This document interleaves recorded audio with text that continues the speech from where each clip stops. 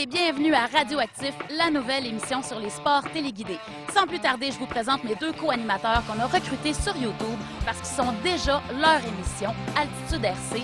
C'est des connaisseurs en la matière. Alors, on a avec nous Vincent Michaud et Stéphane Lanabille. Salut! Salut les gars! Alors, pouvez-vous nous dire un peu qu'est-ce qui va se passer à Radioactif cette année? Bien, avec Radioactif, on va aller voir les compétitions à travers le monde. On va parler des autos, des bateaux. On va parler de toutes les sphères du téléguidé. On va aussi vous présenter une multitude de produits dont on va faire la critique, vous montrer comment ça fonctionne, comment les monter, vous montrer à quel point le télécommandé est rendu facile d'accès pour tous. À Radioactif, on va se promener partout sur la planète parce que c'est un sport international. Donc, on va aller en Orient, en Europe, aux États-Unis. On va rencontrer des passionnés en la matière qui vont nous présenter leurs projets. On va vous présenter des compétitions de 3D en hélicoptère, des avions qui font aussi du 3D, des pylônes racing comme dans les courses Red Bull. Ça va être époustouflant. Des compétitions internationales, des défis, des missions, tout ça à Radioactif. Le sport incroyable qu'est la compétition d'hélicoptère 3D est devenu mondialement pratiqué. Le talent et la maturité d'un pilote le distinguent des autres.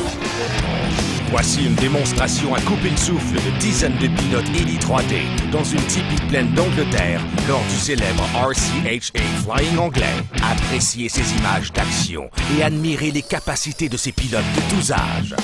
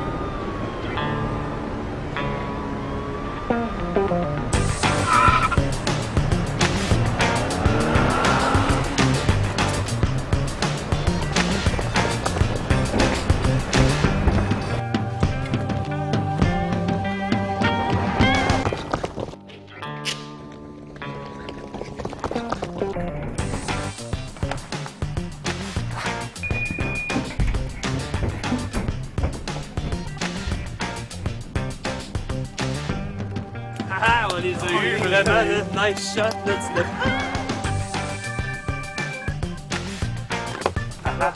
on les a eu vraiment, on les a eu. Donc on est allé voler nos panneaux chez TVA Sport. On a notre matériel, on est allé chercher un plan sur Internet. TVA Sport ont fait leur lancement. On va leur montrer comment nous on fait leur lancement. On va pas juste le lancer, on va même le faire voler. Partout à travers le Québec. Puis on vous montre comment est-ce qu'on va y arriver. Donc c'est très simple, tout ce qu'on a à faire, c'est downloader un document PDF sur l'ordinateur.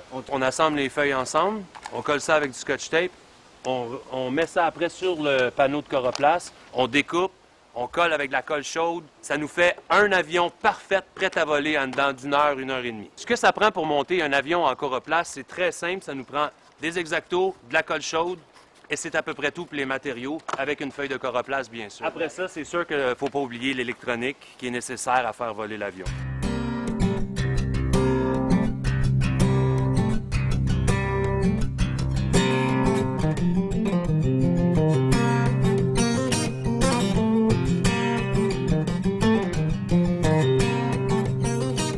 fois terminé, la seule chose qu'il nous reste à faire avant de transposer nos pièces sur le panneau de Coroplace, c'est de les coller ensemble pour faire l'avion réel sur papier.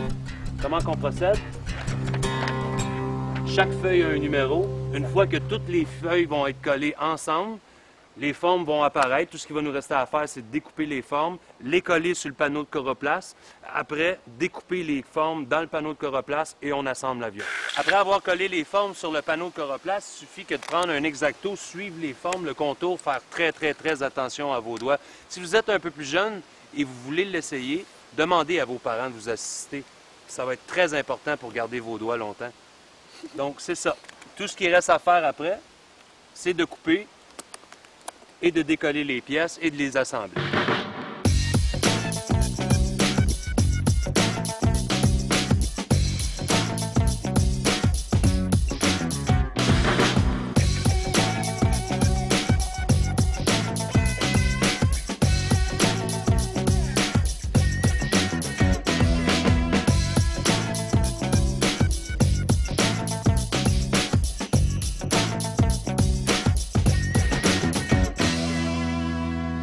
Maintenant qu'on a terminé de découper les formes, on commence à assembler l'appareil. C'est très important d'utiliser le gabarit pour pouvoir donner l'angle exact au stabilisateur arrière de l'appareil pour qu'elle soit très stable dans l'air. Ici, au milieu, au centre, avant d'installer toutes les pièces qui vont aller former le fuselage de l'appareil, il faut installer les composantes électroniques, c'est-à-dire moteur, le contrôleur de vitesse et la batterie. Mais la batterie, on s'entend qu'on peut l'enlever et la remettre à sa guise, dû au fait qu'il faut la recharger une fois de temps en temps. Maintenant, on vous montre comment ça s'installe.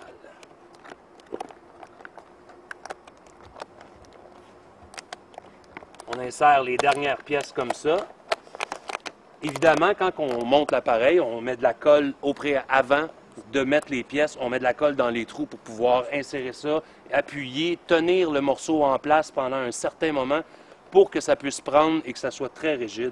Et on a un avion fait à la main, prêt à voler.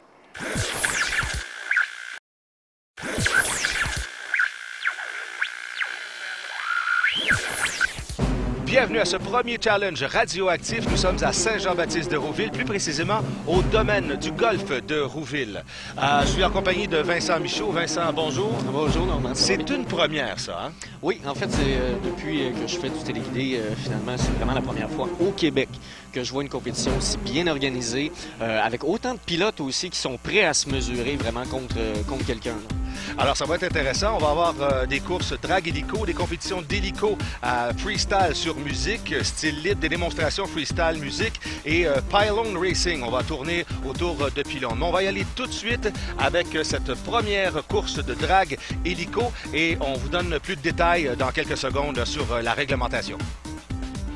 Oui, Norm et Vincent, je suis présentement sur le terrain en compagnie de nos deux pilotes qui s'affronteront. On a monsieur Serge Blanchet, qui pilote un une T-Rex 550 électrique. et monsieur. Stéphane Despatie qui pilote une Vibe 50 à nitro. Préparez-vous pour le décollage. Alors, c'est bien beau tout ça, mais qu'est-ce que c'est exactement qu'une course de drag hélico? En fait, c'est environ le même principe qu'un vrai drag de voiture. C'est-à-dire, on a nécessairement le bout de la piste à aller le plus rapidement possible, bien sûr. Sauf qu'ici, on l'a adapté un peu dû à l'espace, c'est-à-dire on va faire un aller-retour, simplement. Donc, les pilotes doivent aller jusqu'au bout de la piste et ensuite revenir, ce qui habituellement se fait en une exécution. Là. Exact. On part de bout à l'autre. Exact. Bon. Nécessairement, on va voir là, des hélicoptères presque perpendiculaires au sol pour avoir la plus grande vitesse au départ. Donc, très bien. On commence tout de suite avec des hélicoptères. Peux-tu juste nous dire quel genre d'hélicoptère c'est? Alors, on a une Vibe 500 qui est au nitro. Ça va être intéressant de voir aussi avec la T-Rex 550 qui va être électrique. Ça va être intéressant de voir la comparaison un peu gaz et électrique, c'est-à-dire nitro et électrique. Donc, on voit les deux appareils sur le sol, les patins sur la pelouse. On attend le signal du départ. C'est bien ça? Exact. Alors, les moteurs tournent et Oh, voilà. on est Alors, parti. c'est parti. Et il faut dire aussi, Vincent, que les pilotes ne voient pas où ils sont exactement. Alors là, l'arbitre nous dit que c'est correct. Donc, les deux pilotes se sont rendus jusqu'au bout de la piste. Et ils doivent retourner et c'est lorsqu'ils poseront les patins sur la pelouse que nous allons déterminer notre gagnant. Alors, c'est la vibe. Oh, attention, c'est très près. Oh! OK. Oui, c'est la vibe qui appartient à... Stéphane Despatie, le grand champion de cette première manche d'aller-retour drag d'hélico. Vos impressions? Ben, je suis surpris parce que le drag, pour partir, j'ai resté surpris parce que c'est pas moi qui l'ai remporté, mais le retour, c'est moi qui l'ai remporté. Très surpris. Ma machine, franchement, elle fonctionne très bien. Je suis bien heureux. Donc, Nitro, VS électrique. VS électrique, c'est beaucoup plus puissant que la Nitro, mais j'ai réussi à remporter le match. Wow, une question de talent. Alors, nous, on se revoit pour la grande finale. Il faut prendre conscience nécessairement que maintenant, avec les nouvelles batteries, avec les nouveaux moteurs, on a vu l'accélération vraiment là, de la T-Rex 550. Oui, c'était une question de pilote, mais c'était vraiment aussi une question de puissance de moteur. Donc, notre gagnant, Stéphane Despatie. On y va tout de suite. On va rencontrer Annie avec Stéphane Caron et François Brosseau. On y va tout de suite. Je suis avec nos deux prochains adversaires. Alors, on a monsieur Stéphane Caron. qui pilote un T-Rex 600 électrique.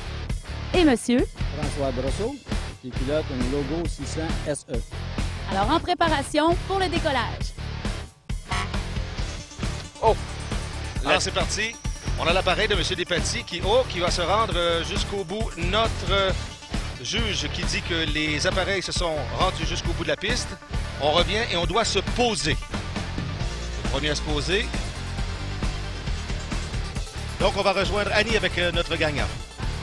Félicitations, Stéphane Caron, c'est toi qui l'emporte. Comment on se sent? On est stressé. Ça a l'air que tu n'as pas beaucoup d'expérience en plus, toi. J'ai beaucoup d'expérience en vol, mais dans ces courses-là, c'est la première fois. Wow!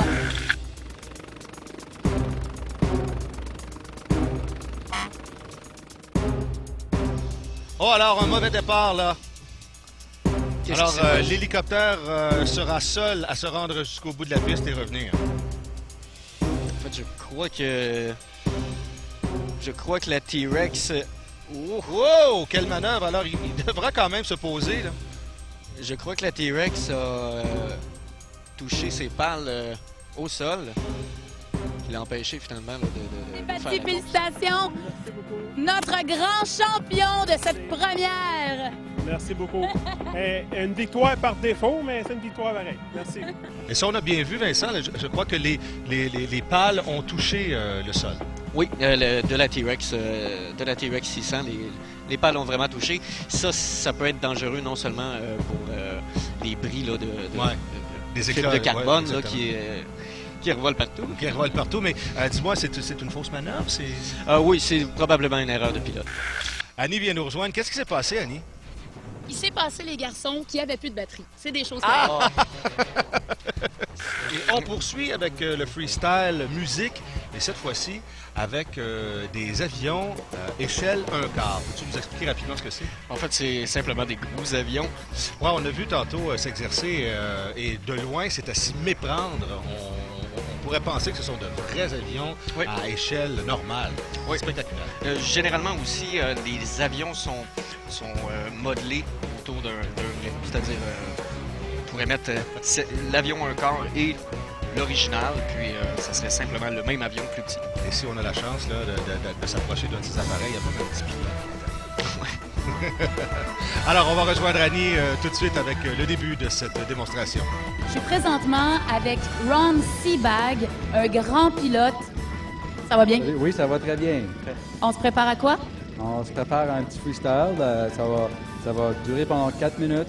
Il va y avoir 4 ou 5 chansons qui vont se faire jouer pendant que moi, je vais essayer de faire un genre de ballet à la musique que j'ai choisie aujourd'hui. Wow, magnifique. On regarde ça sans plus tarder.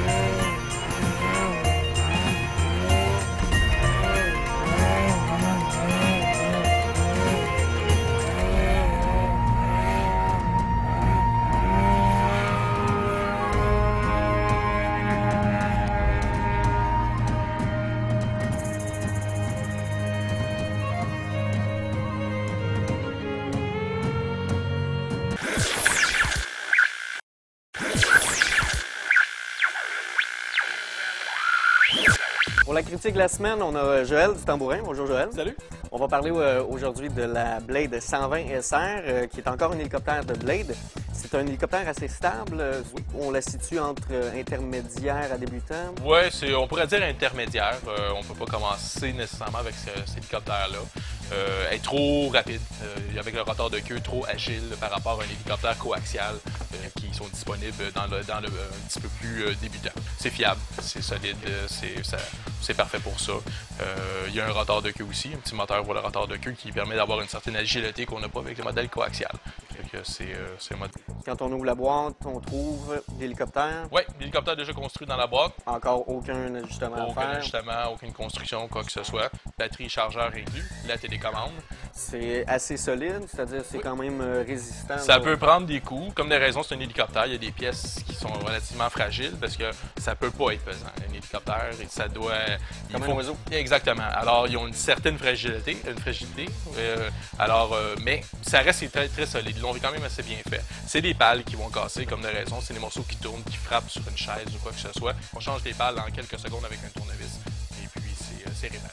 Puisque les batteries sont vraiment indépendantes, ne sont pas à l'intérieur du modèle, on peut en avoir 4-5 on peut pour faire une rotation. Exactement, on peut voler une après l'autre. Le moteur, il va le prendre, c'est pas un problème. Le chargeur, il va suivre en arrière en fournissant le courant nécessaire sans problème. Super. Ben, merci beaucoup, Joël. Ça fait plaisir. À la semaine prochaine.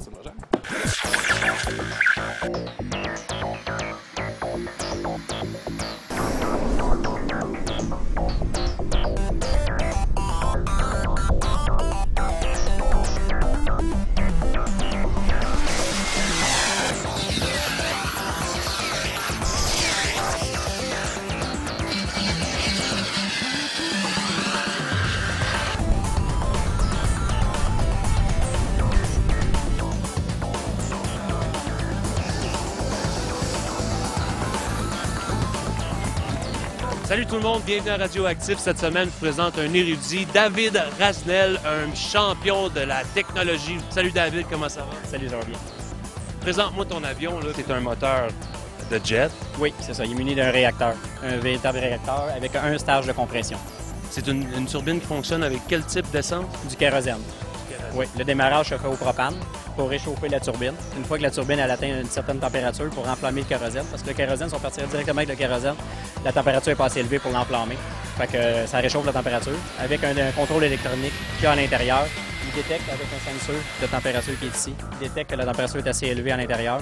Il emmène le kérosène tranquillement à l'aide d'une pompe. C'est tout fait automatique, je ne touche absolument à rien. Je fais juste dire à la télécommande de démarrer. L'avion démarre tout seul comme ça, puis ça, on utilise quel genre de télécommande? Bien, c'est une télécommande assez avancée qu'il faut avoir pour contrôler ça prend plusieurs fonctions. Donc là, moi, j'utilise une Futaba 14 channel. Donc une turbine comme ça, là, qui a atteint ces températures-là, ça doit avoir quand même une très bonne poussée. Oui, on parle de 20 livres de poussée. 20 livres de poussée, oui. Donc le fuselage doit être dans un matériel assez résistant pour pouvoir prendre une telle force. Oui, c'est un avion qui est fait en composite et en fibre de carbone, fibre de verre, fibre de carbone. Donc, et les vitesses qu'on peut atteindre avec ce type de moteur-là? Oui, c'est 375 km/h qui a été atteint, le record avec cet avion-là. Et je le sais grâce à un petit tuyau qui est ici à l'intérieur, qui est basé pareil comme les vrais avions. Une fois que mon vol est terminé, je connecte directement le GSU à l'ordinateur de la turbine. Et avec ça, je suis capable d'avoir tous les paramètres. Les vitesses maximum, minimum, la consommation de kérosène. Je peux savoir la distance que j'ai parcourue en 5 minutes de vol. C'est une petite boîte carrée qui mesure à peu près 2,5 pouces par 3 pouces. Et puis, c'est ça, tout est connecté directement dedans. Donc, je vois beaucoup de boutons, de valves. Si on peut en parler un petit peu plus en détail, je vois des bonbonnes. C'est tellement intéressant. Il y a tellement de choses à voir. La petite bonbonne qu'on voit à l'intérieur, c'est une bonbonne pour le propane, pour le démarrage de la turbine. J'ai des bonbonnes à l'air pour le système pneumatique, pour rentrer les roues à l'intérieur de l'avion pour permettre de tourner. Donc, les roues, après qu'on ait décollé, rentrent à l'intérieur. Et puis, le même système d'air alimente les roues pour freiner à l'atterrissage quand je suis sur l'asphalte. Pour en arriver à en connaître autant sur un sujet aussi passionnant, ça a dû prendre des heures et des heures pour en arriver là. Oui, c'est sûr, c'est sûr. Ça fait 24 ans que j'en fais, puis c'est à force de se rencontrer dans différents clubs, on apprend avec d'autres personnes, etc., qu'on devient passionné. Avec Internet, on s'informe, puis... Quand on vole avec un avion réacté comme ça, qui vole à très haute vitesse, quand on arrive très bas, le feeling... Ah, qu'est-ce qui est le plus fun avec un jet, c'est de passer le plus bas possible à des grosses vitesses. c'est le summum.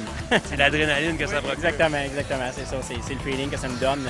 J'ai presque l'impression de voler l'avion. J'ai vraiment le sentiment d'avoir le plein contrôle de l'avion, de faire exactement ce que je veux. Et c'est un vol en 3 dimensions.